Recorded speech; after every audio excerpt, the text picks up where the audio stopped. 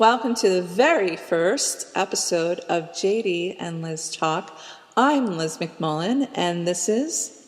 I'm JD Glass. Hey. Hi. So we're going to have a chat this evening. We're going to talk about the divine spark and inspiration.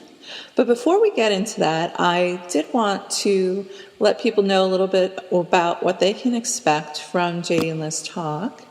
And we're going to go in a different direction than the Liz McMullen Show and Lizzie's Bedtime Stories. We're going to widen the group of folks that we're talking to, including musicians and artists and a lot of different things.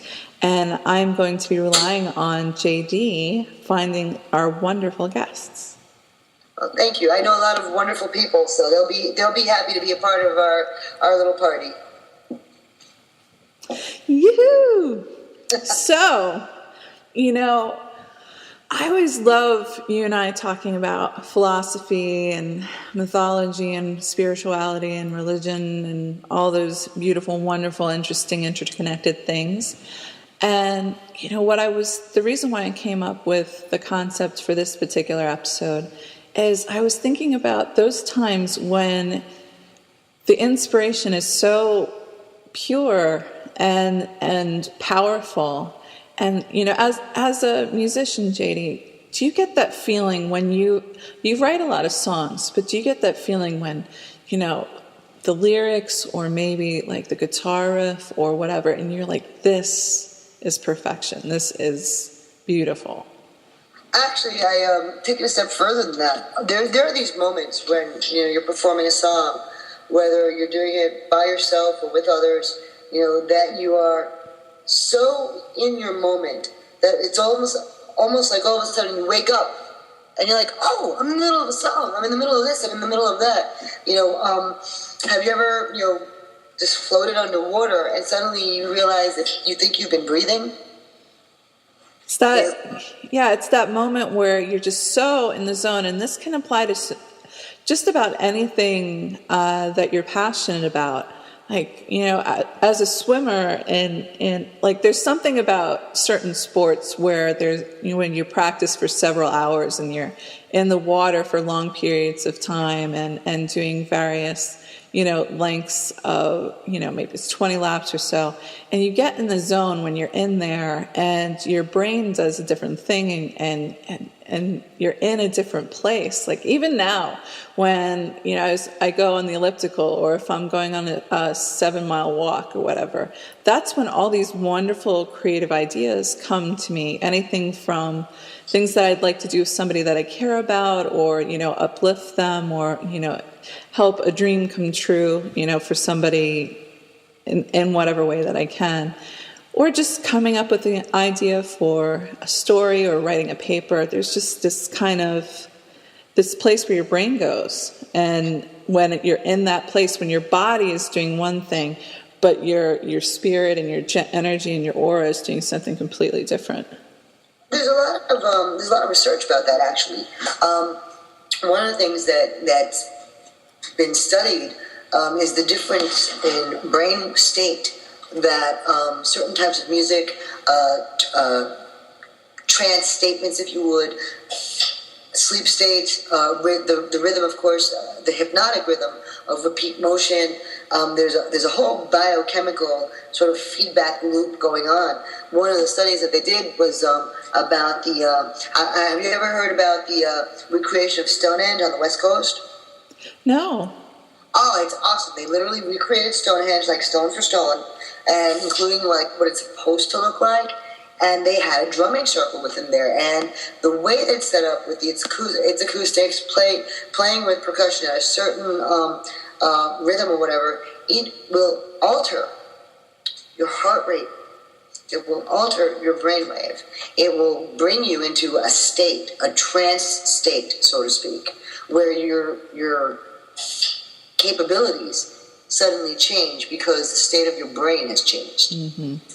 And that's a known thing. So we're actually capable of triggering these states, deliberately to either get zen or get inspired. Yeah, I don't know what it was, because I swam just in high school. I don't know what it was about being in the water, and even when you're in a competition and it could be only 2 laps or 4 laps or whatever that you're doing, but there's something about like the kinetic motion, the moving forward, the water. I think, to me, water is key in so many different transcendental moments that I've ever had.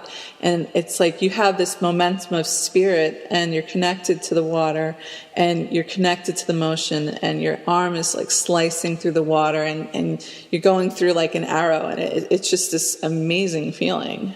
Well, water is where we start.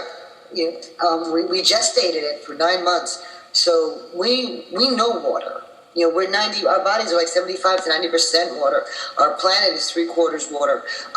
We know water. We are water. So for us to be in that element, in a peaceful way, in a safe way, in a relaxed way, many would say that was a reintroduction to the womb state. Mm-hmm. Where we were relaxed and peaceful, and the only thing that we knew was that sense of floating. Very secure, 98.6 degrees, floating. Mm-hmm. When you're doing things that are physical, do you find that yourself, where your mind is and how creative you are, changes? Well, for me, physicality is it's actually part of both physical as well as mental health. It's good for you to exercise. It breaks down toxins, etc., etc. And when those toxins are broken down, you have better mental acuity. Mm-hmm. And you do have clarity because you're no longer being fogged by your own chemicals. I find that I can get inspired at any given point in time. Mm-hmm. I don't necessarily have a lock on what will inspire me. I can be in the middle of something completely banal and suddenly, an idea. And I can be in the middle of a workout, just focusing on my breath, focusing on the movement, and suddenly it hits me. I want to do this story. Or I want to write this song. Or, I've got these words in my head, and these are going to be great lyrics. And, I see this image, and I want to paint it, or I want to draw it, or I want to make this part of my storyline, or something like that.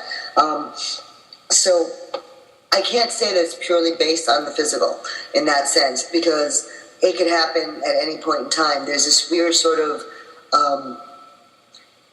it's a connected drift. Imagine your mind was a balloon with a tether. So it kind of drifts, but it never separates. Mm-hmm. And then suddenly it drifts, it gets to this place, it says, hey, and then it snaps right back and brings me back an idea. One of the other things that I was thinking about while I was on the elliptical machine magically shortly before we had this recording starting, I was thinking about when I was in college, and sometimes I'd be working on a paper, I'd have read the materials, made notes, sometimes outlined and whatever, and still I didn't have the paper there, and I would lay down ostensibly to sleep, especially during finals or midterms. Right. And while I was laying there, it would crystallize and it would come together, and the organization would be there, and the intellectual thread would be there, and the clarity and connection. And the other thing, I know that you work in so many medias, but I know myself, and what I was told is that I'm an external processor, which means that sometimes I learn what I think by speaking.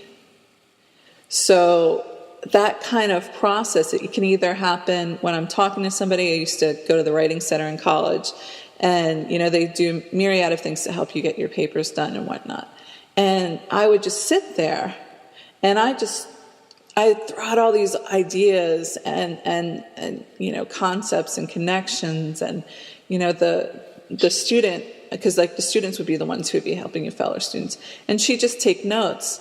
And then I'd look at those notes and continue to talk, and all of a sudden, all of that mess that was a mass of tangents and threads and connections slowly but surely turned into, an outline that turned into a paper that, I felt like, yes, I actually got this idea across. I made these connections and they coalesced into something that I could give to my professor or that I could speak about during a speech.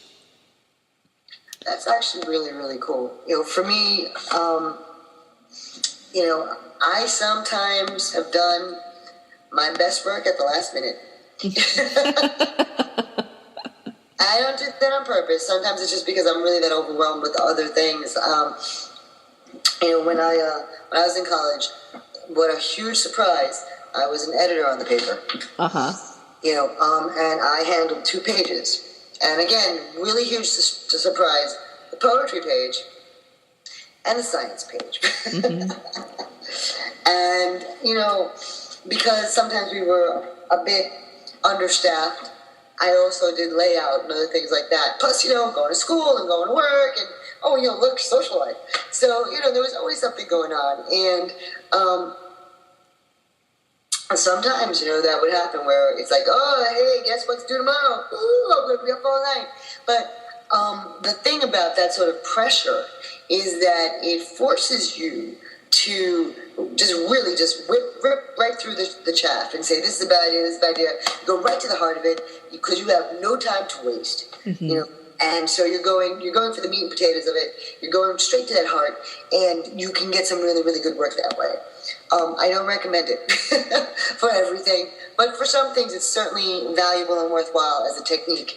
And again, especially when it's all you've got. Other times, I remember being beset more along the lines of when I've either been stuck, believe it or not, writing code.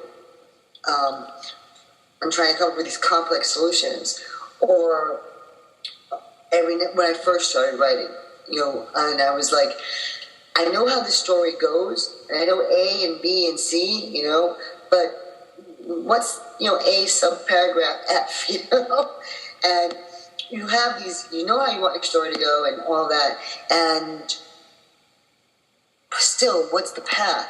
And so with those things, sometimes the answer would come to me dreaming.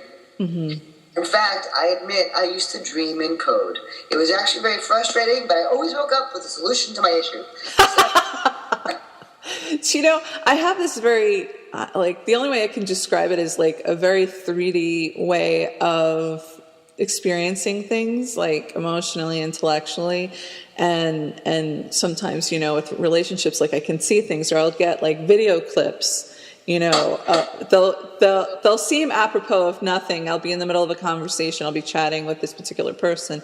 And then I was like, oh, I just got this really cool video clip. And this is what, she's like, wow, that's fascinating. Because it's those like really little creative moments. The other thing that I've only learned recently, I'm terrible about edits because, I have a hard time emotionally with them. And, I had some edits on a few things this summer and I couldn't face them, right? Even though the people who were doing them were completely kind and wonderful and very helpful and constructive. And then the presser principle, like what you were talking about, like last minute kind of thing. Right. One of the pieces that I was working on and that I didn't really look at the edits for was Hard Rock Candy, which is like the short story that I put out in December. Right. And the reason why I decided to pick it up again was because there was a call for submissions for for short stories that included boys, boys, right, or butches, or whatnot. And I was like, this is perfect because I have what I consider two butch characters, or what other people may consider andro and butch, whatever. You can experience it however you like. It's beauty of art. But since labels. I know, screw it. So, I only like labels on my food. Some labels are important, like, use this by a certain date. Right, exactly, and whether or not it has allergens I can't have. Otherwise, really, too many goddamn labels. So anyway, there was a date that I had to have this by. I had to submit it for a particular time, and I was like, I don't have time to be sensitive about this. Exactly. There is no time to sit here having any sort of like, self-doubt, self-worry, self-concern. You just gotta do. Exactly. That's my point. Exactly. So I just said, fuck it. You got to put your big girl panties on and take these edits and listen to these people who are very smart and know what they're talking about. And through, like, I feel like it's definitely in my head a group project where all these different folks who write erotica and whatnot were helping me with this story. And it didn't get picked up, which was fine, because I already had cover art this summer my friend had created. Because when I originally conceptualized becoming a published author, a self-published author, I got everything in the motion. I got somebody creating the cover art, and I got my story out to folks for like an edit, and I was like, I'm so gonna do this, and then I didn't have balls, and then I was just like, okay, so I didn't get picked up for the anthology, but I still had put in enough energy into that particular story that I felt it was worth finishing. So I pushed myself over a span of 6 weeks, including the first 2 or so was for the anthology. And then I made it happen. And I was like, if people are going to say certain things about it, I need to listen to their words. I don't necessarily have to agree with everybody, but I will listen to their edits and I will incorporate them in what I'm writing, and it will help me shape and polish and give something that people would be like to read. And now I'm in the long run, which is with my novel. And I'm going to be getting it back from a beta on Sunday. Nice. And so now I'm getting myself in that mental space to be able to take those edits and work on the story, and then pass the baton on to another beta reader who's going to look at it, who writes horror. So she's going to be able to help me with her horror wiseness. I happen to love edits. Yeah? Oh my God, yeah. When you're working with a good editor, and I've worked with some incredible editors, and my shout outs to Shelley Thrasher, my shout outs to Ruth Sternglantz, best fucking editors I've ever worked with. Believe it or not, Rad is also a pretty incredible editor, Radcliffe. Mm-hmm. Shout outs to them, incredible fucking editors. And, when you work with a good editor, you dig deep into that story. There's no fucking ego involved. It's all about, let's make this story the best it can possibly be. And sometimes there's a little back and forth. They might say, add this, you may say no because of this, and they may say, well, pull this, and you'll say no because of this. And the thing is, and you discuss what makes this story better, because, I'm at that state, and I'm glad for it, where generally speaking, we look for typos in my stuff. We don't look for grammar problems because I don't have them. I know what I'm doing with the English language. But, we're also looking, as you're looking at a story and you're looking 60, 90,000, 120,000 words, you want to make sure that you're tight going through the whole process. And an editor, a damn good editor, will make sure that you are tight. And you also find that, and you'll discover this as you get more experienced in writing novels, you're going to know, handing that thing in, where the weak spots are. Mm-hmm. And the editor is going to come back and really validate you, because you just know it. You get it. You just get to know your craft that well. But back to it, a good editor, a damn good editor, will make the work a joy. And it is a joy. You're working your fucking ass off, and you're working your brains out. And you might be sitting there defending your life with a paragraph or with a particular scene. And others are going to be like, yeah, you know what? Fuck that. Who needs it? You leave it for an outtake pile. But it is a joy. It is an absolute joy. It is an opportunity to grow, to really learn craft, to master craft, to get to the point where when you hand it into the editor and you're like, I really like this. I was thinking this might be a little weak here or there. What do you think? And then a good editor will grow you to that. For me, like for this particular novel, the reason why I chose to revise something that I wrote almost maybe 5 or 6 years ago was I felt it was a unique storyline. I felt it was an important story, and I really liked my characters, especially my lead character, Charlie Brand. And so one of the things that's been driving this rewrite, this revision, is to be true to her and to let my readers eventually see her for who I see her to be. And one of the things that I'm fortunate, I feel like, I feel like you put the right kind of energy into the universe, into the community, and it comes back to you. Like, I spend an enormous amount of time helping other authors and publishers, and I work with GCLS as well. I'm on the education team, and That's cool. yeah, so I put a lot of energy into lesbian fiction, and now when I need help with my stuff, I have the good fortune of having, some of the best authors in that genre amazingly give me the time of day and have offered to work as beta readers for me. And a lot of my beta readers are editors. So I'm lucky with that.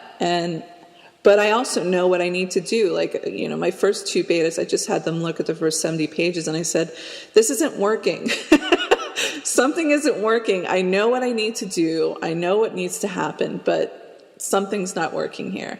And I heard back from both of them, and they gave me the advice that, the direction that I needed. I'm like, you're so right. And I went back and I dug deep and not only worked on those first 70, but for the entire manuscript. And then I passed it on to my next beta and I said, now that I've cut so many things and changed so many things from the original book, I need help with plot and character and cohesiveness, because I want this to be smooth and seamless. I don't want somebody to read my book and say, God, this kind of feels like, too different in 2 different places. It doesn't feel complete or smooth or whole. That's what an awesome editor will help you work with, And I actually find, going back to our original topic, is that it's inspiring. It is inspiring to work with a good editor. It inspires you to do a better job. It inspires you to master craft. It inspires you on your next book. That's been my experience with it. That and when we talk about inspiration, that sometimes the process of doing, the process of mastering, is inspiring in and of itself. I also think that having I'm fortunate, but having people that you admire believe in you is a very powerful thing. Because when, even when I started the process of just like an 11 to 13 page short story, to know that people who I admire for their work, and I admire them as, human beings, and that they would not only lend their time and their expertise, but that they believed that it was worth it. They believed that they were paying it forward and that I was worth spending time on. And for me, that was really good for my self-esteem and pushed me through those edits, because I know I had to go through the ring of fire to come out the other end, There's two kinds of artists, no matter what the medium. You have those who are they're good at what they do, and their sense of self is intact, and they are not threatened by an up and comer of any sort, because they know something. And it's not about better replacement or anything like that. It's just they know that they are unique. Their voice is unique, and this up and comer's voice is also unique. There is no competition. There is just open choice, and that's a wonderful thing. And then you have what I call the Robert Frost School of Artists, which is, I don't know if you know this, but he used to crush people who came to him for advice and help, especially if he thought they were talented, because he was afraid of losing his position as poet laureate of the country. And you'll discover that these sorts of people, as professors, as musicians, as quote-unquote artists of any sort, and I say quote-unquote because I think if you lack that generosity, lack that interior confidence to basically, not just pay it forward, but share of the richness of your own knowledge, it's because you're insecure and you're weak and you have no trust in your own talent, and whether you actually have talent or not. To me, when I see that sort of attitude, I actually think, oh, you're a talentless jerk, no matter what they've accomplished, because obviously they're hiding they're hiding a weakness behind something, and they're hiding that weakness by destroying others. And maybe that's just the weakness right there. But I have no respect for it. whatsoever. So connecting that back to what you're saying, I think it's awesome that as you've been, going through your becoming process in engaging and mastering this medium of words, that you are just encountering people who are true artists. Mm-hmm. Because true artists are happy to pay it forward because it's about mastery of craft. We're proud of what we do. We're happy in what we do. We take joy in what we do. And why wouldn't we want you to have that same joy? Yeah, for me, my heart is just so full. I've had my own show for a year, but I also did it a little bit beforehand. And, my heart is so full. Like first when I started interviewing people, I couldn't believe that these special, talented, amazing people would, take time out of their busy schedule to spend time with me. It was a privilege. And I also have a personal mission, which is to support artists, writers, at lesbian fiction.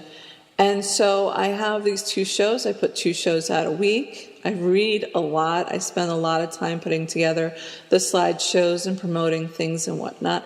But for me, it's all about sharing the love and giving a sister a hand up, because I learned that not just from my upbringing, but when I went to Mount Holyoke College as a women's college, there's this really huge help a sister out. We're together. We're working through this together. We're going to share our experience and our expertise and our passion.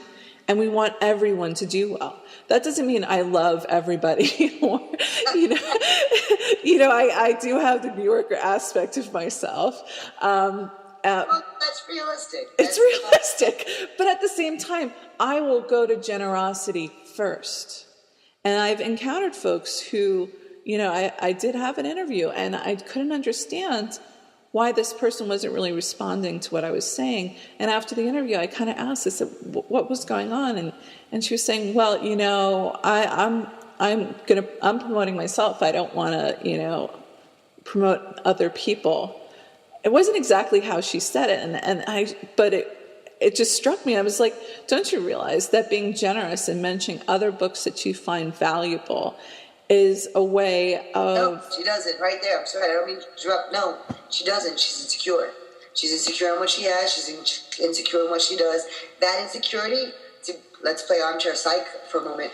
That insecurity probably carries over to every other relationship she has. Bet you she's not a happy person. But that's another story, and I'm sure that, hey, flame wars, I don't give a shit. And the thing is, like... And the thing is, I don't know who you're talking about, and I'm just saying this to the audience. I have no idea who this is talking about. Don't care. Basic Psych 101. Look it up. But the thing is, like, I dug a little deeper because I like this person as a person, so it was really surprising the way that the interview went. And she said, nobody helped me. I always had to do everything by myself. And it was this kind of survival mentality that, other people may have tried to knock her down, but she stood up, brushed herself off, and continued. But I guess if you're so used to going it alone, working as a team or being a part of like a collegiality a creative space is foreign. But she's learning, she's changing. But I just remember at the time I was just like, I don't understand. I know a lot of people, including myself, who've had many, many things in life they've had to go through on their own, completely on their own, and they are some of the most generous, warm-hearted people I know. Mm-hmm.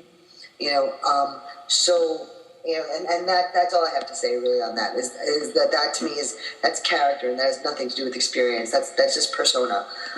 Because like I said, I know people who have been tortured, literally, and endured in silence.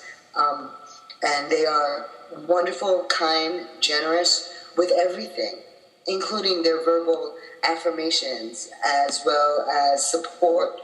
So while I can quote unquote understand that sort of a position, I think it's an excuse. But that's me. So hey.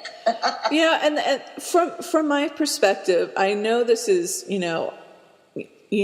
know that she's a very talented and kind person. I know a lot of other parts of her. I consider her a friend.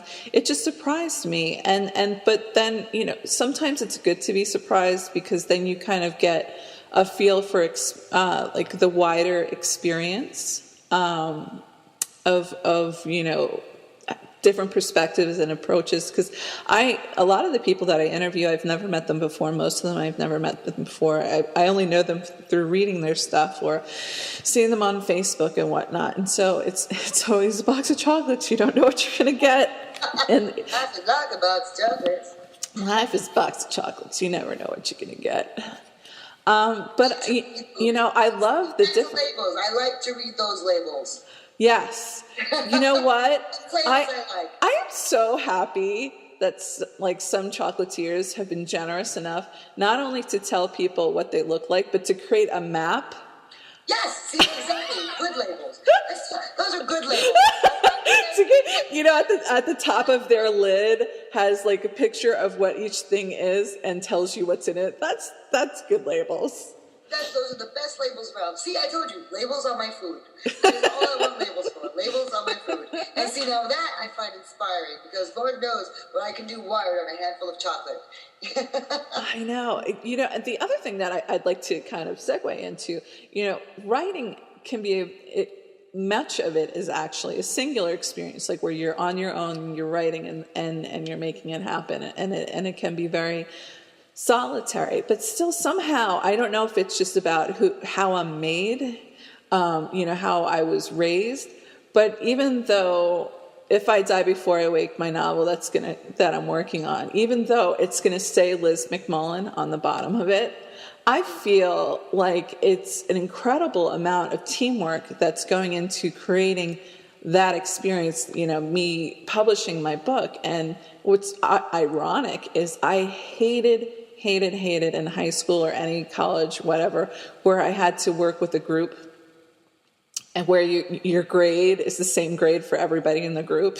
Oh, I hate that. Oh, I hated it because, first of all, I didn't want my grade to tank because somebody didn't give a shit. Yep. I had a class in college. It was one of my management classes. We had to work in groups like that, and we were using, it's basically one of the new styles of management. We're using synergistic styles, and everybody had a role to play, and one guy did nothing, and we're like, I actually went to the professor because, this is school, this is not real world, and, because it's like, does one of us take on the work? This is a very large project. There were 7 people on this team. Each of us had, this was our semester. This was our entire semester to get this project done. And it was a lot, again, like I said, a lot of work. Each of us had a segment that we were working on, and this guy wasn't doing shit. And his part was a necessary part to getting this whole project off the ground and running and getting an A, or at least not failing. It doesn't matter. But I actually went to the professor, and, we discussed how to handle it, and we ended up discussing it as a team, how to handle it, because for the majority of us, we're A students, we're 4.0 GPA. I was a scholarship student. I ain't hurt my goddamn scholarship because of this fuckhead, So, and we had to come to a solution as a management group as to how to handle with this guy. And we actually told him flat out, you can drop. You can drop and find another team that will take you. Or we discussed about taking on what he had already done, which was really nothing, just like this little segment of like a sentence. We would divvy it up among the rest of the management team. We would still put his name on it, but we would tell the professor, and we would say this was his percentage of contribution. So and that's how we handled it in the end. So I understand that. I was not thrilled about that, but given that this is, classes in management, I could see why, we were graded like that, because that's how business works. So that made sense to me, but still I hated that. And that said, a good book is a team effort. That I can't say that any of my books that have come out have not been the result of team effort. The same thing with music. A good show, comes down to good sound. I have my part that I have to do, sure, but I need a good venue. I need good sound. I need good promoters, good audience. All of that comes together into this synergistic whole. When the performance is happening. Without that, it's nothing. It's really nothing. A book is the same way. There is a team that takes place, or a team that comes together to make the book the best that it can be. Because you have the beta readers, and the proofreaders, and the editors. The people who make the covers. The people who work in distribution, the people who are selling you, the people who are promoting you and talking about you. All of this, it's a team. Yeah. It's a team. And I actually appreciate and love that. I never forget that. I never lose sight of it. And in fact, one of the things that I'm very excited about myself is you've probably seen the rumors here and there of the Punk Like Me graphic novel that's in progress right now. Now, mind you, I have to admit that I don't necessarily. I feel more like Leonardo da Vinci's apprentice, who ground paint and said, "Here, look, go master work," and sat there in awe because the work that Chris is doing is fucking mind blowing. At the end of the day, what it'll be is a team effort, but the work that she's doing is fucking mind blowing, and to make it a success once that aspect is done, that's the team part. Right now the huge work burden, art, everything is on Chris, and it's amazing to me to see that happening. I kind of feel like I'm just, like I said, wow, I'm just I just ground paint, and oh my God, look at you go. Oh my God. See that, and there is a beauty in so many different parts of the creative brain, and creative is possible for the linear mathematical science, folks. They have a beauty and music and magic of their own. And I think by taking you're a musician, you're a writer, Punk Like Me is an amazing book, and turning it into a graphic novel is an incredible experience. And it just, it gathers magic with more creative folks that are getting folded into the process. And it's like having these shining stars in your life that make the final product or the concert or whatever it may be into this very powerful, moving thing. It's all about bringing people together who, we choose. It's like our chosen family. We chose to work with these people, and they're making beautiful things with us. I think it's an amazing experience. Oh, absolutely. It's a synergy. It's a real synergy. Again, I love Chris's work. I always have. I'm a huge fan of her work to begin with. So when she had said, "Hey, let's," I actually, started talking with her about it, quite some time ago. And when she said, "Yeah," I was floored because I love her work. It's visceral, it's evocative, it's emotional. It's got this real immediacy and real depth that you don't see in a lot of places. And that she was going to bring this to Punk Like Me, I was like, how lucky did I get? Oh my God, how lucky did I get? And our styles complement each other, which is, of course, tremendously a wonderful thing. But I'm excited about it. I'm very, very excited about it. And possibly we'll have her on as a guest. Oh, absolutely. I think that would, it would create such a visual feast. Like right now, I consider myself scrawling on a chalkboard my slideshows. But it would be amazing to have either, little clips, audio-free clips that could go up against our radio chat, and to have something to look at. Because originally, my concept for the reason why I went for the slideshows is that I didn't have anything to do with my eyes as I was listening to like some radio talk shows, like the Cocktail Hour. And the way that my mind functions, in order for me to actually experience that interview or whatever, I can't be reading other things or looking at other things at the same time. My brain just can't do it. I know people can multitask, but I can't hold on to it. So that's why I created the slideshow, to give something for people to look at. And it will be very exciting to have actual video clips be a part of, the visual aspect of JD and Liz talk.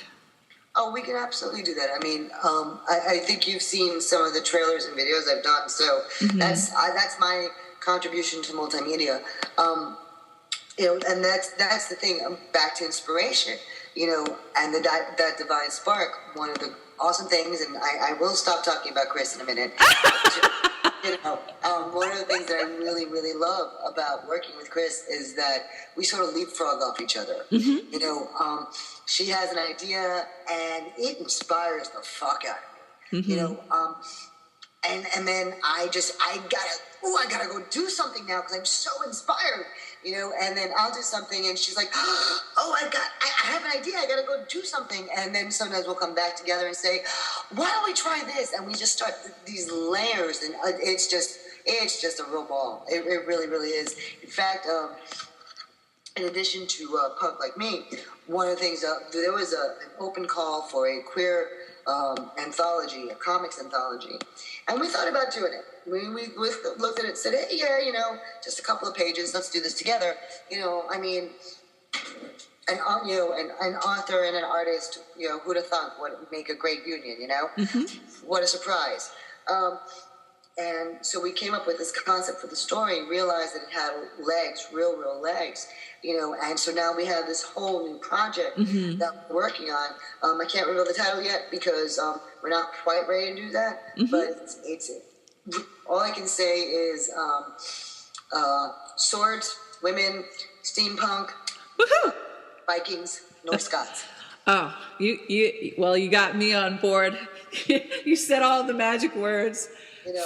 For me, growing up, my father gave me my foundation, my intellectual foundation, my creative foundation, taking me to museums and plays and the symphony and traveling and all that kind of stuff.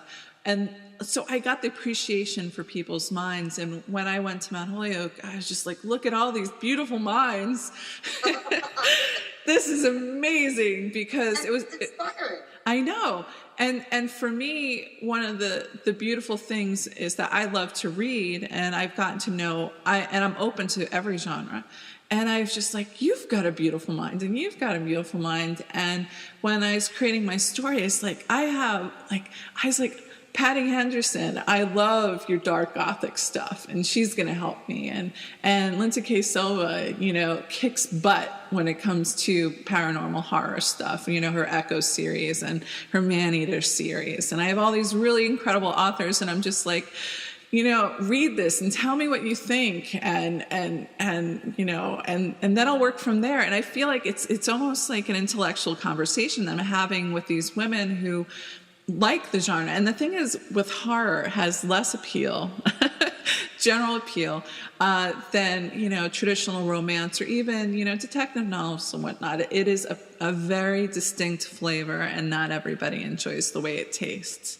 So it was even more important for me to choose folks to read my stuff that really immerse themselves in it and love it, and they love horror, and they love dark, and they love edge. And as a result, I think eventually my book, when it comes out, is going to have the hallmarks of all these beautiful minds in my space. And, and I hope that people enjoy it. But even if I don't become famous, like ever, at least it's this. You already are. You already are. I mean, you're doing here. I had a very interesting revelation today. It relates to what you just said. Everybody talks about pursuing, the mainstream success and basically, the next J.K. Rowling, et cetera, et cetera. And I've come to realize something. I don't give a shit about that. I've done like a lot of people do. I've submitted to a lot of places, and the number one reason So ever since I started writing, and in fact, I've said this in other interviews before, so I'm not contradicting myself to say it again. One of the biggest editors, in mainstream, in sci-fi, one of the most respected names, David Hartwell, had told me when I had submitted to him my first book that I was a very good writer, and this was a very good story. The world was not yet ready for a lesbian protagonist. But to keep writing. And that was in 1995. It is 2014. The response that I get constantly and consistently is, these are really good stories. These are really good books. You tell a great story. No wonder you have such a strong, valid fan base. It's too gay. And so I have come to the conclusion that I don't care about that. I happen to be who I am, and yes, I am an out lesbian author and creative and artist. And if my audience is, frankly, my people, then I'm happy. I'm not writing for anyone in the mainstream then. And there are plenty of people who are, quote unquote, mainstream, people who, aren't, queer identified, who like my work. And I'm really glad, and I love it, because I hope to speak in a universal language, or at least a universality of humanity. But at the end of the day, Liz, I don't give a shit. If my truth speaks to you, then that's what matters. If our community is the community where I am known, then I've done a really good thing, because I've gotten emails from kids who are like, this book saved my life. I've gotten emails from adults who said, thank you for telling my story. I have to say, there are two books that stick out in my head: Punk Like Me and Red Light. Yes. And I can see unequivocally how those stories could save different people's lives. There are just so many different things that happen in there, so many real things that happen in there. And I find that enormously amazing contribution. And when it comes to my stuff, I don't think that I'll ever, I doubt it, but even if it happened, it'd be wonderful. But I doubt it that I'd become a name, so to speak. But my hope is that I will give somebody a book worth reading. My hope is that somebody will pick it up and be entertained, transported, challenged, whatever, by that piece of art, which is a group effort. Even though it's my ideas and I'm the one who takes the edits and turns it into reality, it's the synergism, it's the connection of all these different amazing, beautiful minds that came together to make that particular book. And that makes me happy, even if I end up making $20 or whatever after, of royalties. It's still success. Have you ever heard of Marla Streb? No. Marla Streb has been known as one of the best women's downhill racers for years. She was at one point a biologist. She worked in AIDS research, and she got sick to death of it. Because she got tired basically of killing monkeys. Brilliant woman. Very, very rock and roll attitude. And Marla set the world on fire when she became, this downhill champion. And the thing is, with one of the things that she mentions in her book, I think it's, is it Gravity Goddess or Downhill Goddess? It's one of those two titles. Really good book. And I just look up Marla Streb and Goddess. You'll get a whole lot of things, but, you'll find her book. The thing is that one of the things she points out is that to be successful, her then boyfriend, now husband, he gave up a lot. Her family gave up a lot to support her, and that's her team. And the thing is, to have any quote-unquote winning endeavor, you require a support network. You require a team. So be that team, editors and proofreaders. Be that team, your beloved who who cheers you on, or your writers group, or your singing circle, or whatever it is. That it requires a team. It truly, truly does, and that's why no matter how, quote unquote, independent an effort is, it never is, because there had to be some support, some encouragement, some help along the way. Somebody provided something. Nothing happens in a vacuum. No. I think that's a great note to end our very first episode on is team. I interview a lot of people, and it came up a bunch in Linda K. Silva's stuff, and her character, the Echo series has a lot of characters, but they all kind of work together as a team, and they're kind of a chosen family and whatnot. And I said, was it a part of your life where you were an athlete and you learned how to work together as a team? Do you feel that impacts you as a writer, and is the reason why there's so much teamwork in the books that you write? And she said it was true. And you don't have to be a jock to be a successful writer, not even in the long run. But the collegiality, the working with people and being a part of a team and understanding your role. As my final note, I was watching Pink's video, like her concert video for the Truth About Love tour, and they were interviewing the gymnasts and the musicians and whatnot that work with her, and they said, yeah, she does this amazing thing. We all feel like we're a part of the family, that we're a part of it. She doesn't try to separate herself from us. We work together as a team. They see each other as like athletes and dancers and performers and whatnot.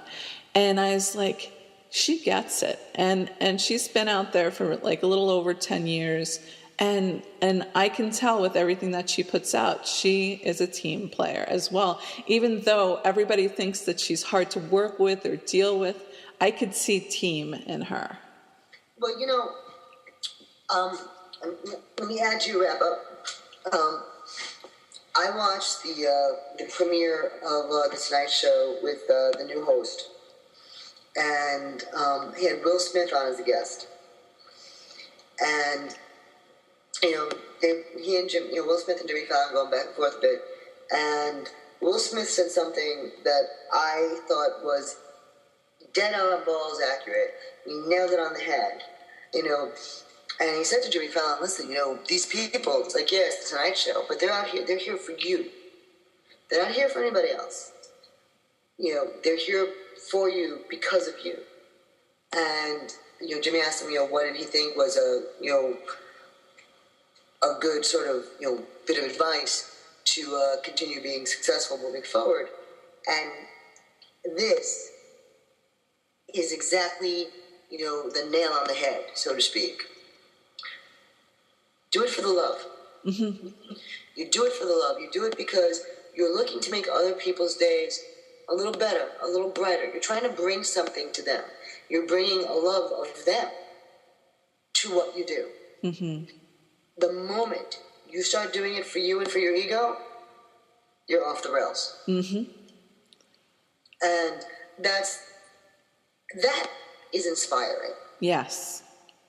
Because it all comes down to that. I speak with great adoration for the people that I'm a good fortune of spending time with, including yourself. And I think it's all about generosity and love and power and magic and resonance. It's a coalescing of all these different beautiful things. And it wouldn't be worth my time if there wasn't the love. Exactly, and it's the love inspires and it empowers. Mm-hmm. And I guess isn't that exactly what it ultimately comes down to? It's the love. It's the love of what we do, the love of self, the love of others, all of that. It's about sharing that love. Exactly.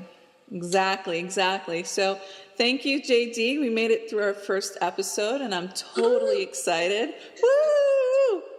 And I am so fortunate because JD has a lot of wonderful creative people in her life, and she's going to be speaking to them and inviting them on the show, like musicians, graphic artists, and everything that you can think of. And we are leaving lesbian land.